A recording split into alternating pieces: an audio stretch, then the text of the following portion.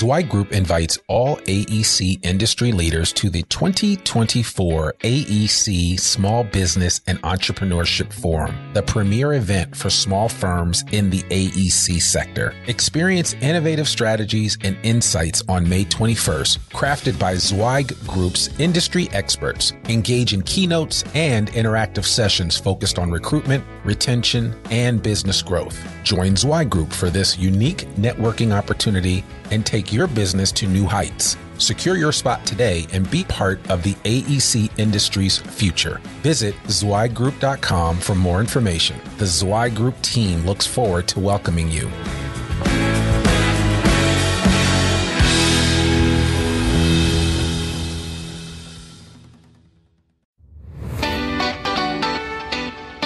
Welcome to the Zweig Letter Podcast, putting architectural, engineering, planning, and environmental consulting advice and guidance in your ear. Zweig Group's team of experts have spent more than 3 decades elevating the industry by helping AEP and environmental consulting firms thrive.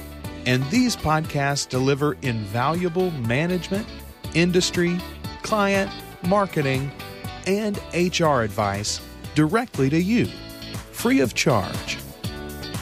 The Zweig Letter Podcasts, elevating the design industry one episode at a time. Hey, folks, and welcome to another episode of the Zweig Letter Podcast. I'm your host, Randy Wilburn, and I'm here today with a very good friend of mine, Christopher Huckabee, who is the CEO at Huckabee and Associates, based down in Fort Worth, Texas, with offices all over the great state of Texas, or the great Republic of Texas, as we like to say. And Chris is somebody that I originally wanted to get on the podcast a long time ago, and it just never materialized. But finally, because he has a lot of time on his hands, just like I do, and he's at home just like I am, we finally got together and decided to do this podcast episode. So, Chris, how are you doing today? Well, good morning, and I'm doing just as good as can be expected right now. So thank you for the opportunity. You're correct. We've tried to do this forever, and suddenly it looks like my calendar has a lot more openings in it than it has in the past. Absolutely. Well, listen, I'd appreciate if you just share with the audience just a little bit about your superhero origin story, which I think is a really interesting one, but just, how you got to where you got as a CEO at Huckabee, and just a little bit about your background, and then we'll get into what Huckabee does, and we'll talk about the little elephant in the room that everybody's dealing with right now, which is COVID-19, and how it impacts the design industry in unique ways in different verticals within the industry. So sure. Well, so Huckabee is a 53-year-old firm that's focused solely on educational design. That's literally what we've done from day one, what we do today. I am the CEO and have been for a very, very long time. This is a family business started by my father in 1967, and I'll at least back up enough because it's an interesting story. So my grandfather was a general contractor, and my dad really struggled with plans. He went to work for my granddad as a young man and felt like he was working with very incomplete details and documents, and decided he could become an architect because he could do it better. So he went to architecture school for 1 year, ran out of money. My granddad had lost his free labor and certainly was not going to help my dad become an architect. So that was it for my dad. Back in those days, there was not ready access to cash to get a student loan. And so therefore that was kind of the end of the road for my dad in architecture school. In those days, you could apprentice, and he went to work for an architecture firm as an apprentice architect, and apprenticed until he became a registered architect. Mm-hmm. And the day he became a registered architect, he and his mentor left and started Huckabee in 1967. Wow. And my father said he did not have an education. He thought the world should be educated, and therefore that's what they were going to dedicate their life to doing. And my dad's a Marine. He's a good guy. He's a very tough guy, but a really good guy. And he dedicated his life to doing what we do today, which is educational design. But more importantly, he felt like every single student in the world should have an education. And my dad has educated more people, paid to educate more people than anyone I know. And is a very private person about it. He doesn't want people to know what he's doing, but that's what he's done still to this day. Really good guy. He's 85 today, and my mother is as well. and in great health. But so my dad retired from the company 20 years ago. And what's interesting about it, I joined my dad in 1991. There were 4 employees. It was my father and 3 employees. I was employee number 5. And my dad had no desire to be a larger company. He liked what he did, and he liked the way he did it. And they ran a very successful company. But in 1995, 4 short years later, we had grown to 10. And I saw where we were going. And my father apparently saw where we were going, came into my office in 1995 and said, I like what you're doing, but I want no part of this. So why don't you buy me out? So we structured a buyout in 1995. My father actually, we completed the buyout right at the very end of 1999, and he retired, and that was that. And I will say there's 2 things that are important here. One is I value so much the time I spent with him. I've never met a finer technical architect in my life, and what he taught me about business was tremendous, tremendous. And I loved our time together. It could be tough. He was a very hard guy to work for, but I've really valued it. I also valued the fact that he knew when it was time to leave.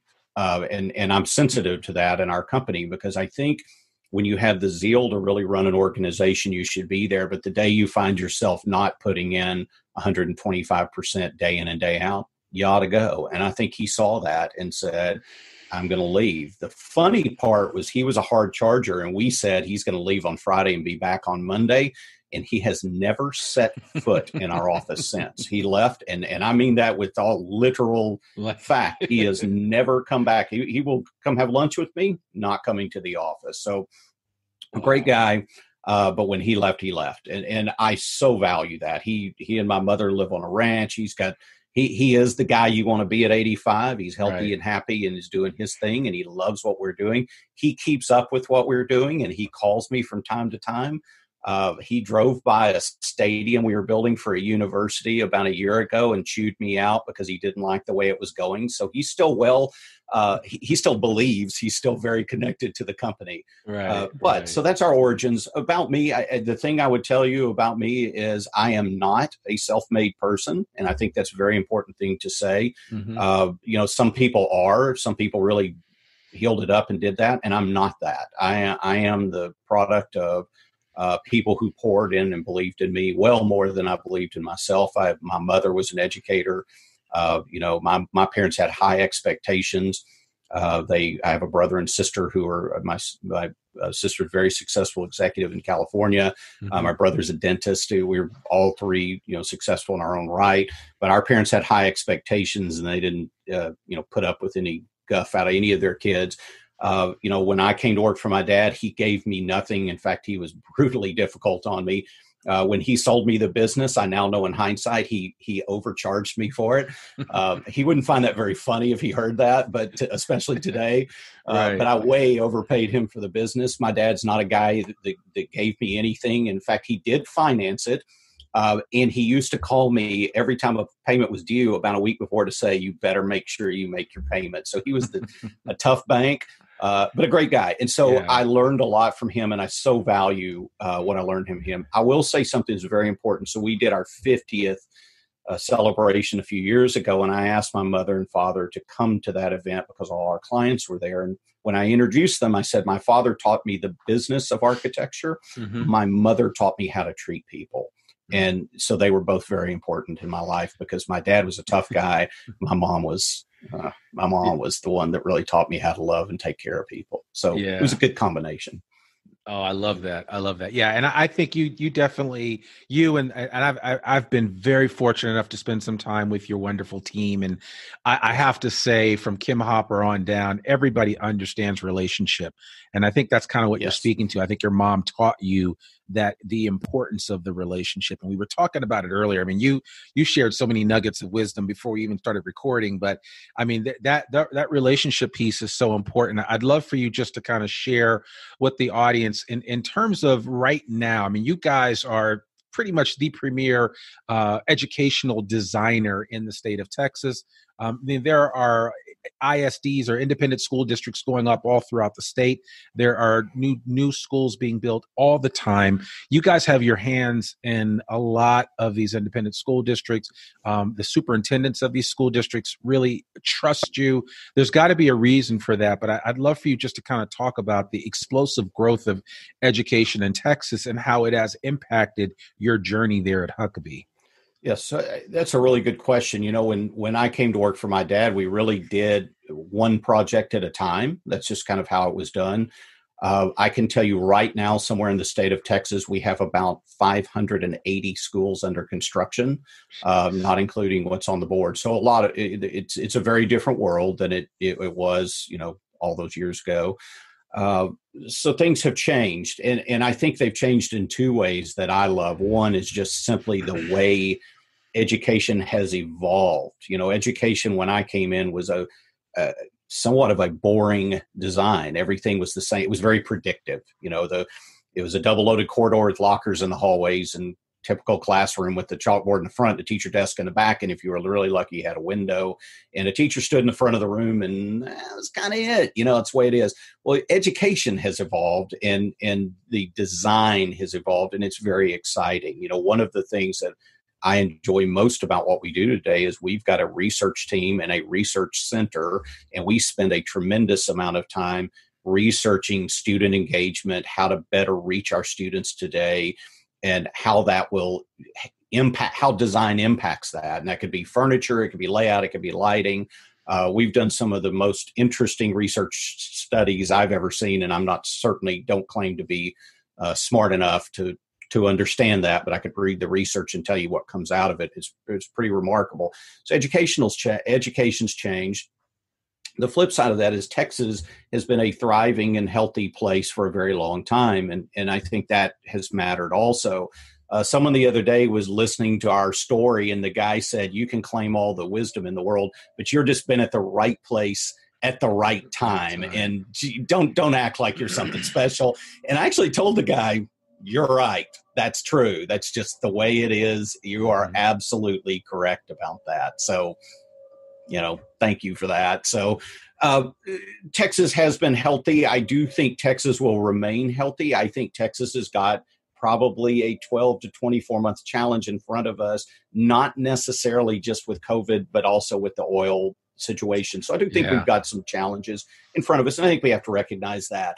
That said, Texas is also a very friendly state from a regulation standpoint. It's very friendly from a taxing standpoint. We're a very attractive place to do business. It's very attractive for us to do business here, and it's attractive to draw other businesses in because of those things. And that's not going to change. And my clients don't believe that's going to change. So I do think we've got some challenges in front of us, but I think it's still a pretty solid place overall to do business. Yeah, no, and I think that's the thing about Texas, and there are, you know, there it's just a little bit of there's less hands-on when it comes to government regulation and all that, so there's a little bit more flexibility there, and I think you guys have been able to really take advantage of that in a number of different ways. I'd love for you just to kind of talk about, you know, we are at the time that we're recording this, it's early May. This podcast will come out sometime at the end of this month or early in June. And you know, somebody might be listening to this 2 or 3 years down the road. I would love for you just to talk about how this whole COVID-19 has impacted you guys both internally within your organization, meaning how have you managed and led your team differently during COVID-19? And then I'd also love for you to kind of tie into it that the connection with your clients and what has changed fundamentally in terms of the way that you interact with clients, given everything that's happening right now. Everybody's working from home.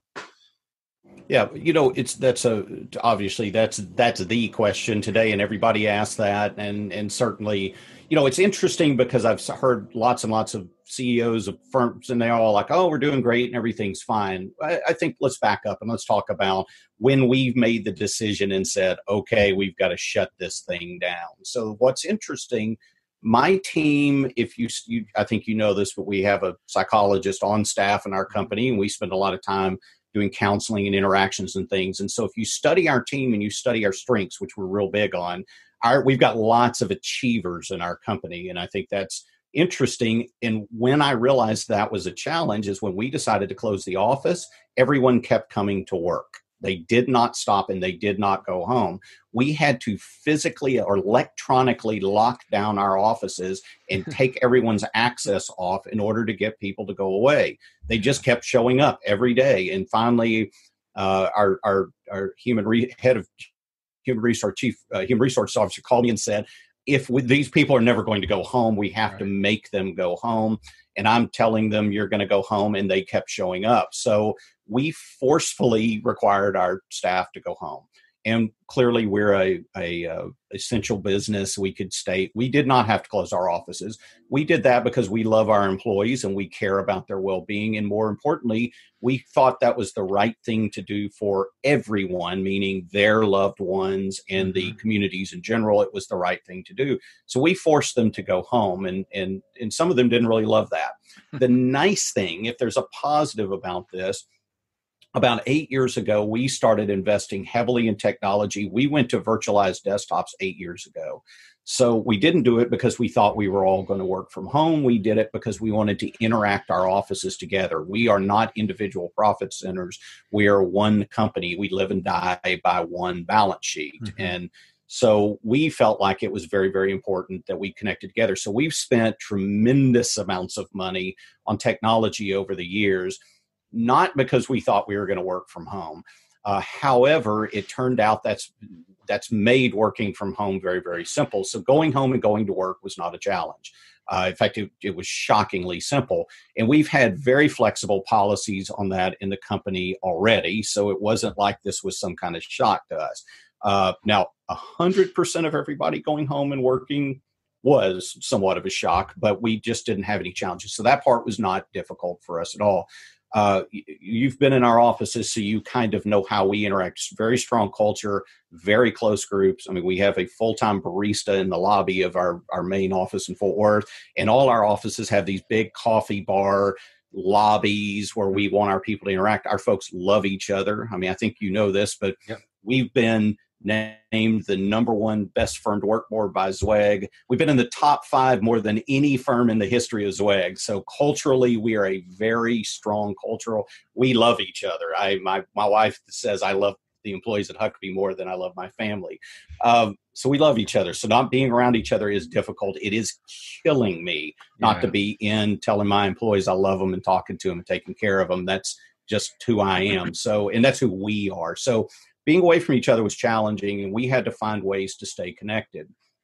And we've done that. So what we said initially is, how do we keep these strong connections with our clients when we can't physically go to them? And we've always encouraged interactions with our clients personally. We've just thought there was no substitution for that. There was no real way to have the design and delivery experience without being there with the client and touching them every day.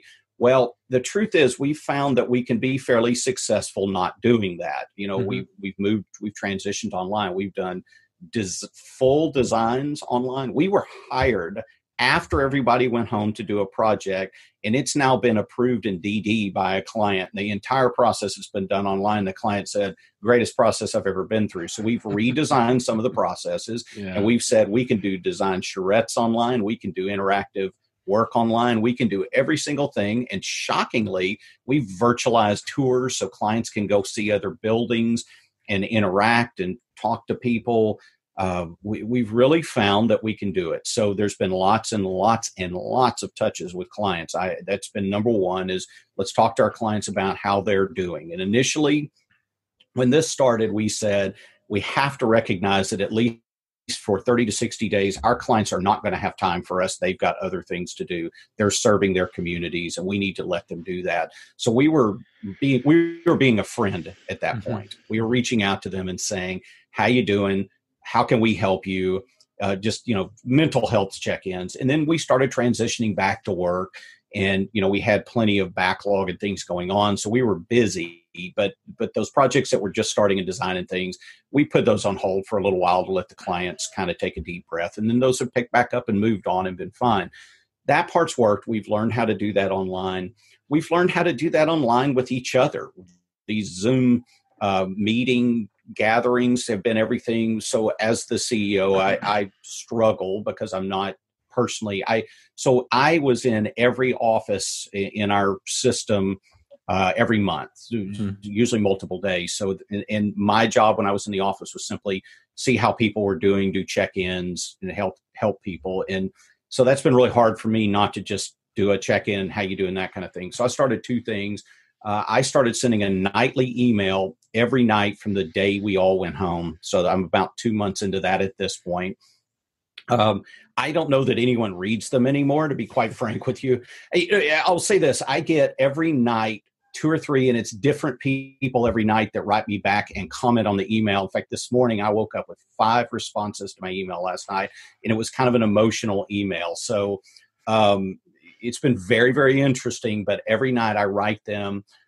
My employees have gotten a glimpse into my life like never before in some very funny ways. Right. I'm talking to them about my food problems. I've discovered we don't have junk food in the Huckabee house, and my wife brought Doritos in as part of our panic pantry.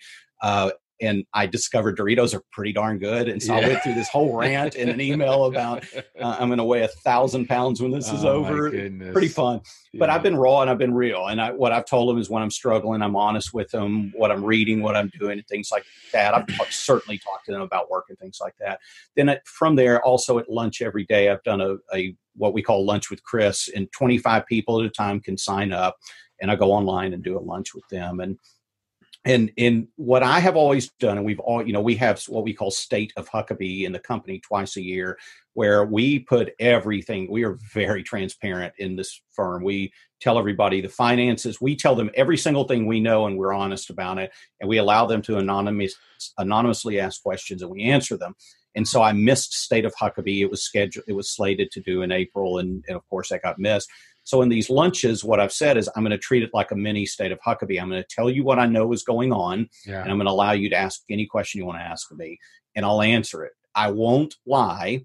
I won't make up things. But if I don't know the answer, I'm going to tell you I don't know the answer. So, and I think our employees really trust to know that about me. So I'm not going to tell them that I think everything's perfect and the world's going to go back exactly the way it is, because I don't know that, and I don't know anyone that does.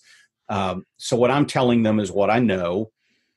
And, some very positive things. I shared with them that in mid-February, I sat our team down and said, I am concerned about this coronavirus thing. And think about mid-February, not everybody was. I got accused of my son's the CFO of our company, and I got accused by my son of being a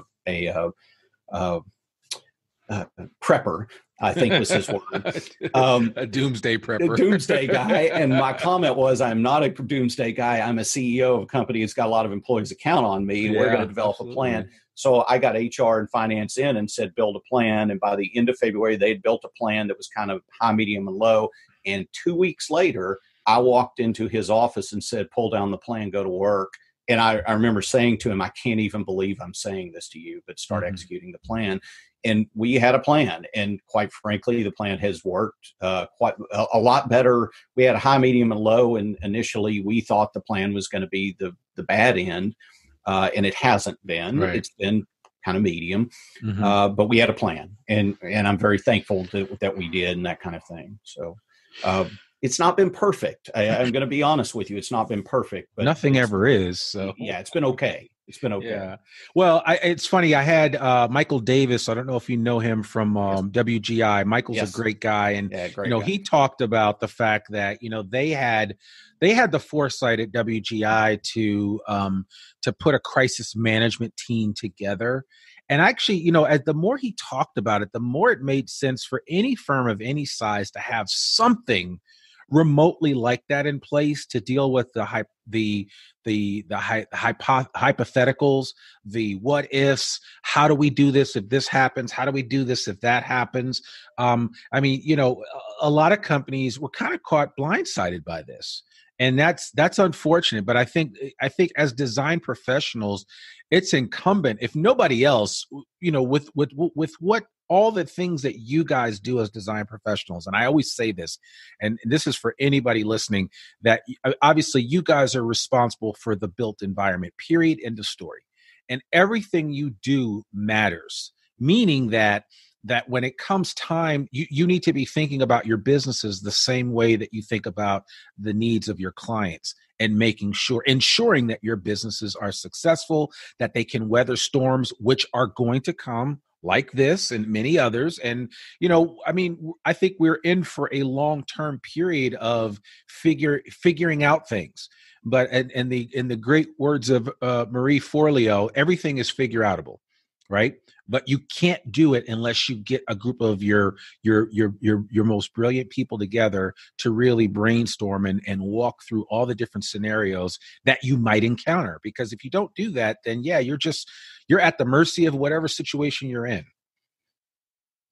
So interesting response to that. So we have had a long time what we call emergency response plan, and it takes in lots and lots of emergencies. Mm-hmm. Didn't have pandemic on there. I am going to admit to you, pandemic was not one of them. I guess I'm kind of embarrassed. I think you know this. So, several years ago, we lost our longtime CFO, and before that he was president, and then transitioned to CFO, and was a longtime partner in the company, very, very important in my life. Became one of my best friends through the process.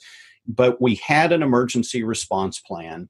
And after his passing, I remember looking back and thinking, wow, I'm so thankful we had this plan, because we executed literally while I was really a mess inside. Yeah. The company did not miss a beat. It executed the plan. It executed properly. And I looked back and said, all these things we did really, really paid off for us. And I'm going to, I think, look back on this and say the same thing. It's not been perfect, but we've done a lot of things. And what can we learn? And what happened after his passing is we went back months later and said, what did we do right and what did we do wrong? And some things we got wrong. I mean, I'll admit that he passed away very early morning. He had a heart attack, unexpected, healthy, and had a heart attack and passed away. And I'm on my way to his family, to his home, very early morning on Saturday. And I call my leadership team together and say, here's what's going on. I need you guys to go to the office and start really looking at the plan, how we're going to execute this. The question I had is, do you want to bring in the communications team and develop a communication to the employees and to our clients? And I said, no, we'll do that this was Saturday morning. I said, no, we'll do that on Sunday or Monday. Before I got to his home, which was about an hour and a half drive, before I got to his home, a client called me and said, is it true? Has he passed away? And I said, how do you know this? Well, social media is a really weird thing. And so we didn't have a plan that realized how quickly you have to respond to things. And so we changed the emergency response plan to say the most important, because I called my team and said, get the communications team in, develop an email. I'm not even going to read it. I'm going to send it. Mm-hmm. So it better be done right, because I'm just going to hit send on it. And those are things you learn along the way. And then you look back and say, how could we have done this better? Things like that. So to be honest with you, my nightly emails were how I was staying in touch with everybody. And I have a longtime client who retired recently and joined the Huckabee team. He's become one of my most valuable players because he has a perspective I don't have. And after about 2 weeks of me sending these emails, he called me and said, Chris, these are great. Get in front of your team on video. And I was like, I don't do video. And he goes, yes, you do. I was like, no, it doesn't work for me. I'm an in-person guy. I love it. And he goes, nope, you don't have the right. You just don't get to do that. And he was the one that suggested I start doing the lunch meetings and the virtual state of Huckabees and things like that. And I remember the first one just thinking, I so don't want to do this because it's so impersonal. And guess what? It turned out to great response and people loved it. We look back. So I do think the emergency response thing, maybe next time it won't be a pandemic. Maybe it'll be your building burns. I mean, all these things happen, but you got to have a response to these things. And then you got to execute them. You got to say, if this happens, this is what we're going to do. And you just do it. I mean, it's really how it is. I have to say that I think the most important thing is to say is you're not going to be perfect, and you don't have to be. No one expects you to be perfect. They expect you to be real. Mm-hmm. They expect you to be honest, but they don't expect you to be perfect. Your clients don't either.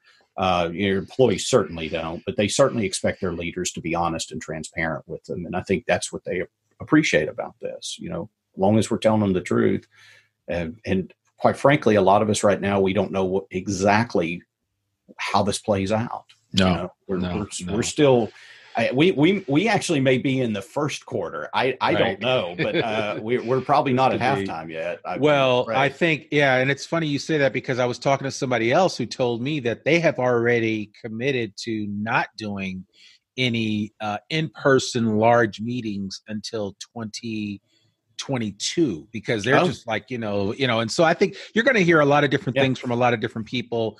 I know some people that have personally are like, I don't know if I'm going to be comfortable going into big crowds because maybe they struggle with one malady or another. And so I get it. I mean, you potentially could lose out on 30 to 50% of your audience just because of illness issues and people's personal health history, which is going to impact that. So I think it'll be interesting, but you're right. You have to be willing to kind of flow with it and go with where things are going to go. But I'd say you're right. We're early in the first quarter, and this is going to be a while. I mean, it's just not a light switch. You just can't turn it on. An interesting comment about that. So, we really had to force our employees to go home, and, now we're starting to open up the world and go back.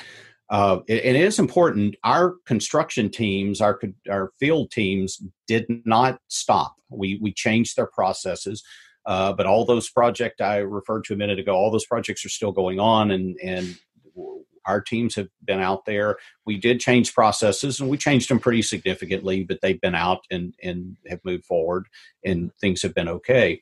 What's interesting is we've decided, before we opened back up our offices, we were going to survey every employee we had, and we were going to build a personal plan for each one of them to open back.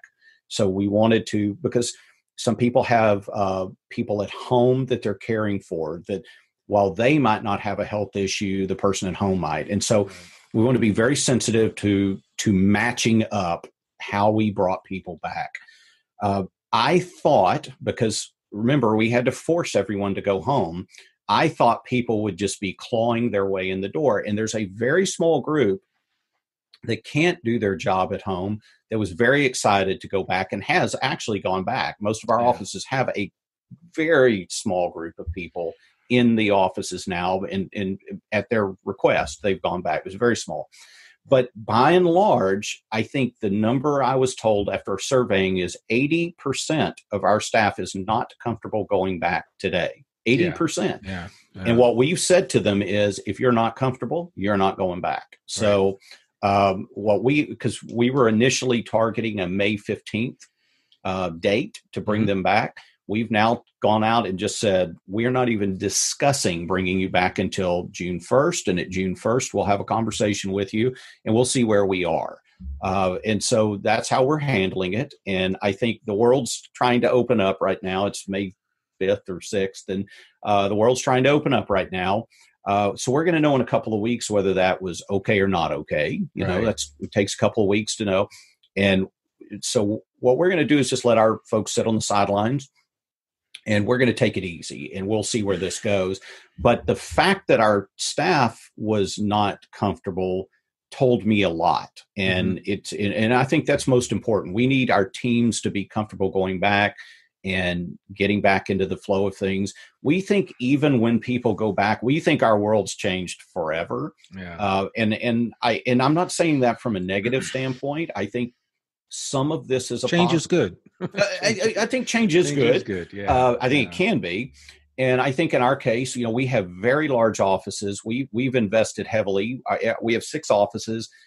Every one of them has been heavily.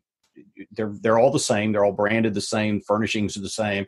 We've spent a ton of money doing these. Thankfully, not on debt. So I'm pretty thankful about that. But I think our footprint needs to be much smaller going forward. And we're studying right now, what will we do with our extra space? Because we don't see our offices ever returning to 100% capacity ever. And I don't mean this because of layoff. I mean this because of we've been reasonably successful from working from home and very productive. And our theory, and this is not necessarily new because we allowed that flexibility before, but not at this level. Right. And so what we've said is, hey, we still believe culturally we need to be together at times. We believe there is a mentoring piece that needs to take place. There are times our teams need to be together. So that's not going to change. And we're working on changing how that will happen. But if you just have work to do, go home and do your work. We trust our people. We've always trusted our people. No one stands at the door and watches them come and go. We've never done that. But and our folks have been, by any financial metric you can study, Huckabee's always been a very successful place. But we've done that because we trust our employees. We don't tell them how many hours it's going to take to do a project. We have a unique structure on how we do things, and our finances have said that. But because of that, we think we're fairly tailored to say, we're going to have times when we're in the office. We're going to have times we're not in the office, that we're going to allow people to just do their work at home. And we're still trying to find our way through that. And I think that means we probably have too much real estate going forward, and we've got a team studying that because, I think we're going to have to figure out what to do with some of our real estate and some things like that. But overall, I think this creates opportunity. It certainly creates challenge. But I think it creates opportunity, and that's where that's how I look at everything. Every challenge is an opportunity, and I think that's what we're doing right now. Saying how do we turn this into a win for us? And I think we do. I think long term we do. Short term, there could be some pain. Long term, I think there will be a lot of win from this. Yeah, no, absolutely. I agree. And it's so funny. I was literally yesterday, I was speaking to a young man. He's a very bright PE as a land development guy. And he said to me, Randy, I've been working from home, and he lives down in Austin. He said, I've been working from home. I've actually gotten more work done and more interaction with my client working from home than I was in the office. And he said, I can't believe the level of work that I've actually been able to accomplish in these last 2 months. It's been amazing. So interesting comment on that. We surveyed our team because we were afraid our teams weren't getting the interaction with their principals that they needed. And so the question was, how are we interacting and are we doing okay? And the fascinating comment that came out of the survey was, I'm getting more interaction than I've ever had from the top leadership at Huckabee. And I thought, what does that tell you? Oh my gosh.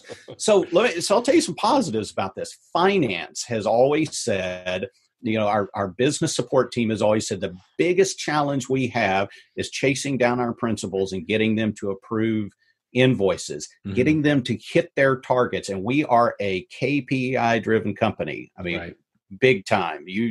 We study KPIs. We live by our KPIs, but getting principals to, on a monthly basis, project office to office and projects to projects, and you're held accountable if you're not hitting these targets. And they were all over the map. And suddenly we're nailing KPIs. Our projections are right. Our billings are going out on time. It's really, really, really fascinating. Yeah, that's awesome. I love hearing that. And I think, again, this is the time for us to kind of get a little introspective and work on things internally within our organizations that will allow us to excel when the world turns back on, if you will. And when that happens, it will turn back on and it will be, we'll be out there. And I think it's important because, again, design professionals, I mean, you guys make the world go round in so many different ways. You do it within the educational sphere, but so many design professionals really have a tremendous ability to affect our economy, to affect what we see in the built environment. So I certainly want to encourage everyone out there that I do believe that this too shall pass. We will take our pound of flesh in it, but we'll be okay. We will be okay. An important comment on that. So Huckabee is part of the AIA Large Firm Roundtable, and I will say something that to me has been so tremendous through this. This is an unusual time. We're all in this together.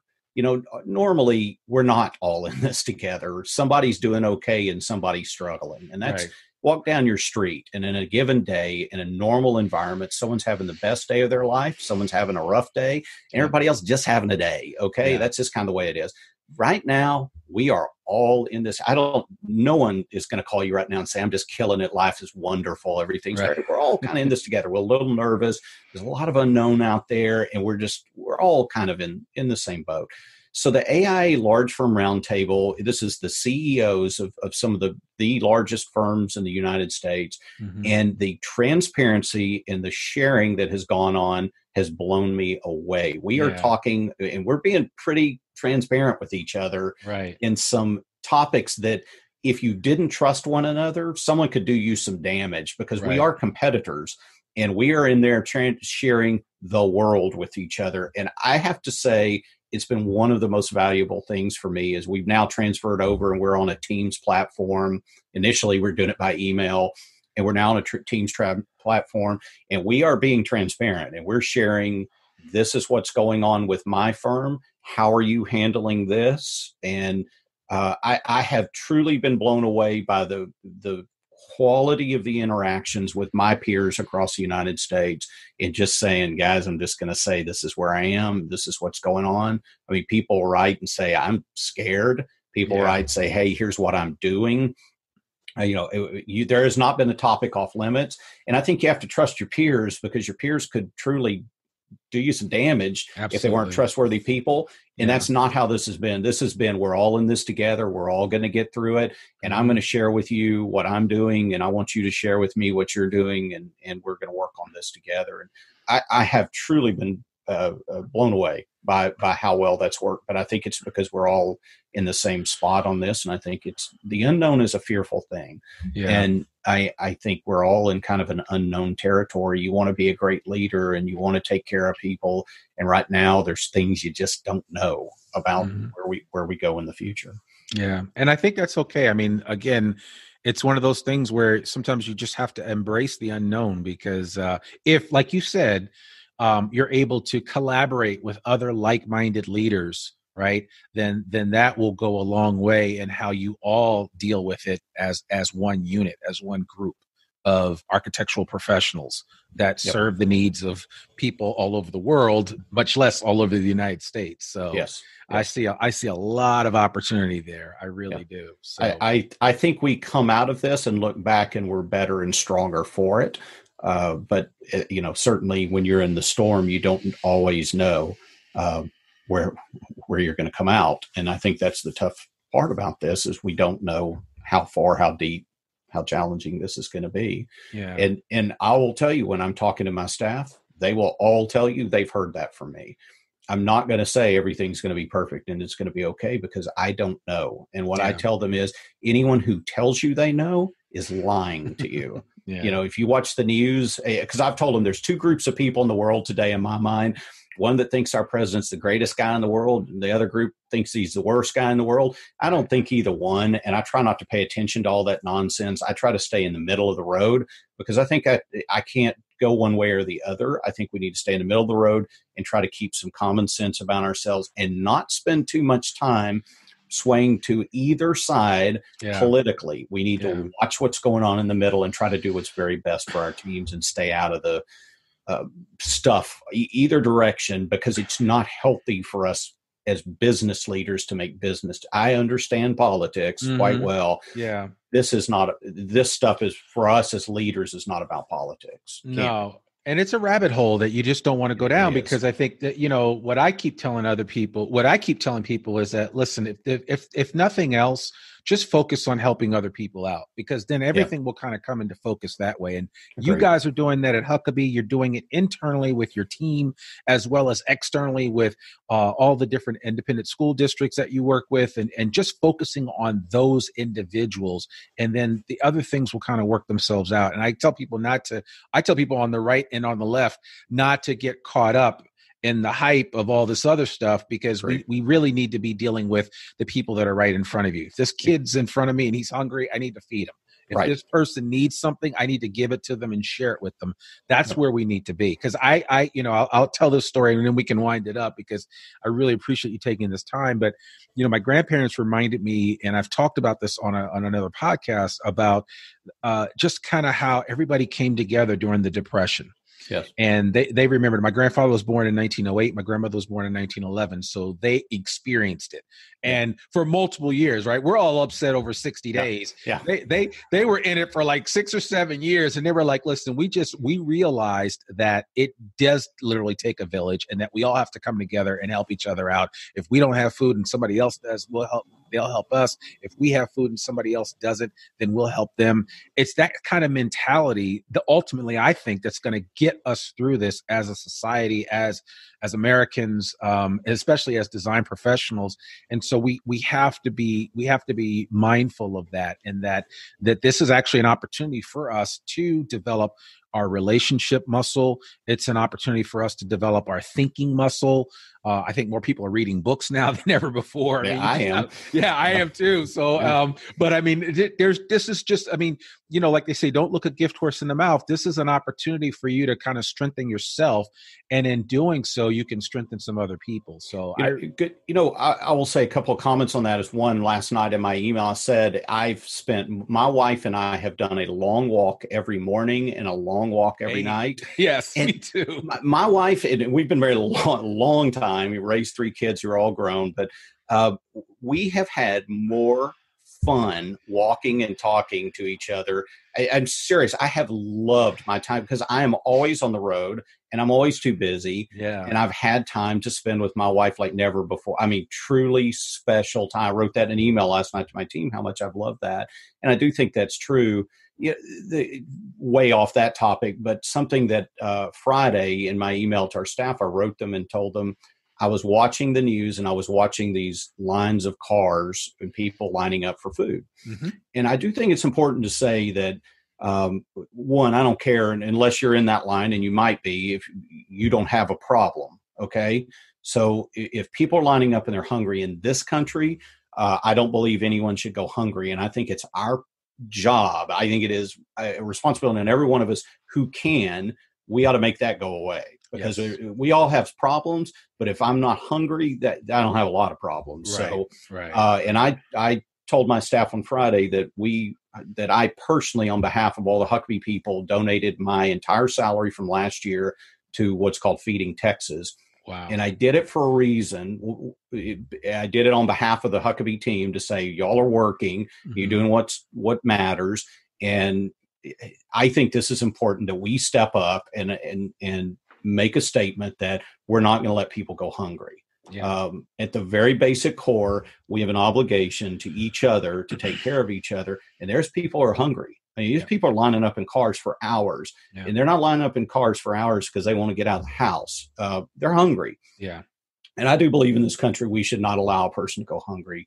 And I think that's an obligation we have. And if you woke up this morning, you had food to eat, there are people who aren't in your shoes, and we ought to do something about that. Right. And I think that's, as organizations and things, we should, it's not ideal. And I don't know what we come back to. And I know there's going to be some tough times ahead.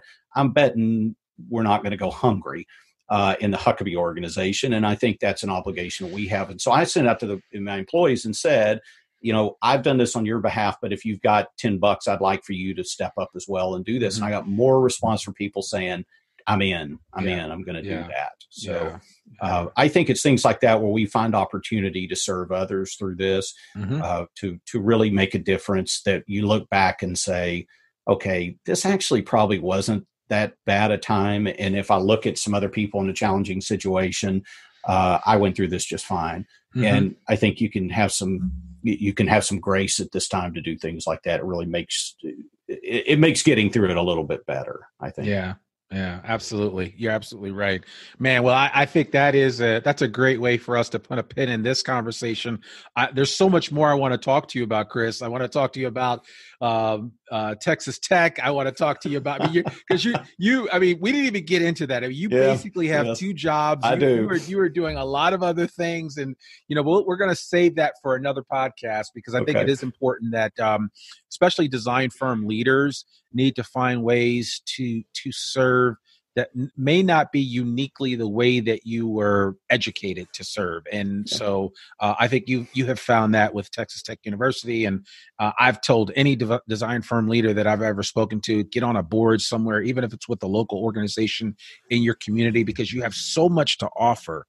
And so we'll have to have another conversation about that down the road. But thank you. So when I became chairman of the board, we went to the national championships during the Final Four or during the March Madness. Yeah. And I thought being the chairman of the board of a large university is the funnest thing I've ever done. So now I'm at the other end of that.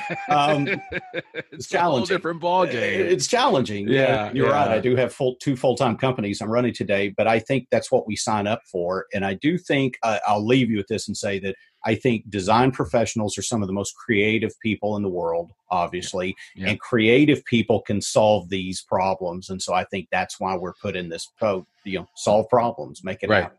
Right. No, that's it right there. I love that. So, well, Chris, thank you so much for being on the Zweig Letter podcast. We really, really appreciate you and everything that you're doing. I've had a chance to spend a lot of time with you guys, and Camp ACE was amazing. I've told everybody around the country about Camp ACE and how special it was. Feedback that I got from all your team members and just all the great things that you're doing. So anybody listening to this, if you want to really get an inside glimpse of what a company is doing the right way from a design firm perspective, look no further than Huckabee. And what Chris Huckabee is doing with his amazing team. And I don't use that adjective mildly. I mean, they are, I spent time with his leadership team, and these guys are about it. And certainly you have spent a lot of time with us. Absolutely. Yes, you have. Yeah. So you know how the sausage is made. So. Exactly. Yes. And it's good sausage. So that's okay. It's good, but we're working on it all the time. It's not perfect. No, I know. Absolutely. So I appreciate that. So thank you very much for everything. Thank you very much. Absolutely. Well, folks, there you have it. Another episode of the Zweig Letter podcast. And I appreciate you guys taking a chance to listen and check us out. We're back better than ever, talking to some amazing people like Chris Huckabee and so many others that we have scheduled. I can't wait for you to hear the folks that we have scheduled over the next few months. I think you're really going to enjoy it. I told you if I did come back and do the Zweig Letter podcast, it was going to be bigger and better than ever. This opportunity that is in front of me is one that I definitely want to take advantage of. And so I hope you get something out of this. I hope you get something out of what Chris shared. The show notes will be there, all the information and that you need to contact Chris. If you just want to reach out and ask him questions, you want to check out Huckabee's website and see what these guys are all about, I encourage you to do that. And more importantly, I would really just ask that you guys, if you like the podcast, please rate and review the podcast on Apple Podcasts. Let us know what you think. If there's something we can improve upon, share that with us as well. But that's really all I have for you this week. I will see you back here. As you know, our schedule for these podcasts is every other week. So every other week on Thursdays, the podcast gets released. So it comes out twice a month. You can hear this Zweig Letter podcast, listen to it, share it with a friend. I would say listen to it on your commute, but your commute's probably from your bedroom to your office. So that's not that big of a commute anymore. But so yeah, definitely share it with a friend and let us know how we're doing. And we appreciate you just taking time out of your day to put us between your ears and let us speak to you. So that's all I have for you. I will be in touch really soon. Bye for now.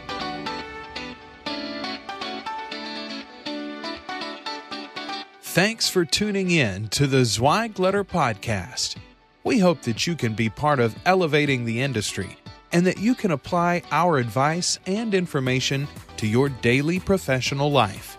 For a free digital subscription to the Zweig Letter, please visit thezweigletter.com/subscribe to gain more wisdom and inspiration, in addition to information about leadership, finance, HR, and marketing your firm. Subscribe today.